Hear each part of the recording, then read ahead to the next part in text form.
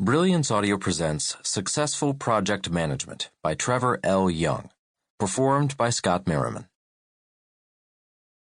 When a major project is perceived as a failure, someone will take up the challenge the organization faces to avoid a repeat. This evaluation may be prompted by a new product or service being late to market, customer needs not being satisfied, or even a realization that a large sum of money has been expended with little or no chance of any return on the investment made.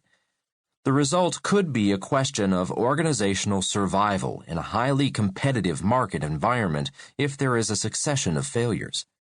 The initial focus of the evaluation in such situations is nearly always the degree to which the project management skills were understood and employed during the project time span. Then it is often seen that the project manager and the team have done all the right things at the right time within the project. Yet something clearly went wrong somewhere, and a wider view is taken to identify the cause.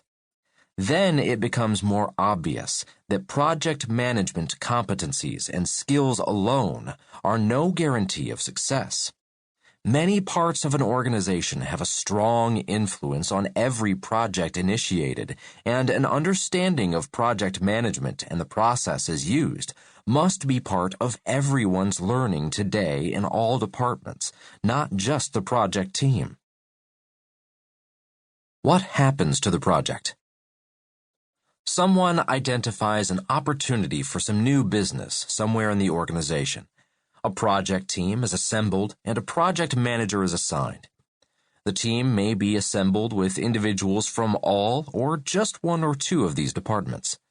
The management information system is designed to help run the business, not projects.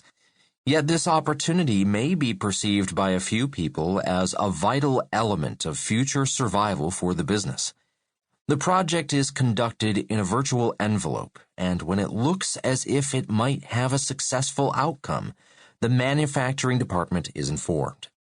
Then it is discovered that the project team made some wrong assumptions and capital expenditure is required. Perhaps forward manufacturing plans to meet the order book have no capacity to run tests and pilot samples for at least 6 months. The sales department get wind of what is happening and start shouting for the new product, and major conflicts arise as every department highlights its own needs to avoid making changes now and accommodate the project team. The consequence is demotivation of the project team, as no one appears to have clear responsibility for getting decisions made to promote the outputs from the project team.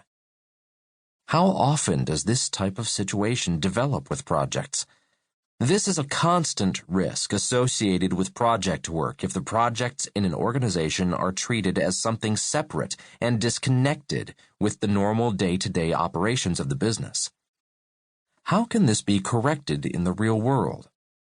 The climate in which the projects are conducted has to be created with the active involvement of all the departments, some of which may initially think they have no part to play in the project.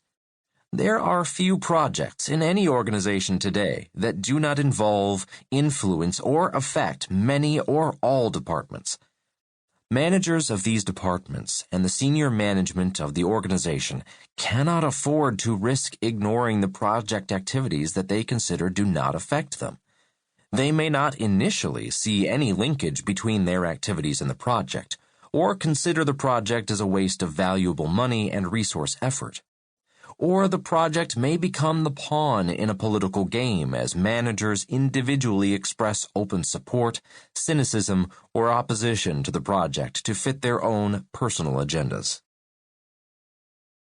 Defining success. Success is one of those words that conjure up a picture we paint in our minds. What sort of picture do you see for success? Is it huge financial gain, public recognition, promotion to senior management, or just a great, personal, internalized feeling of achieving something you had initially determined was something to attain?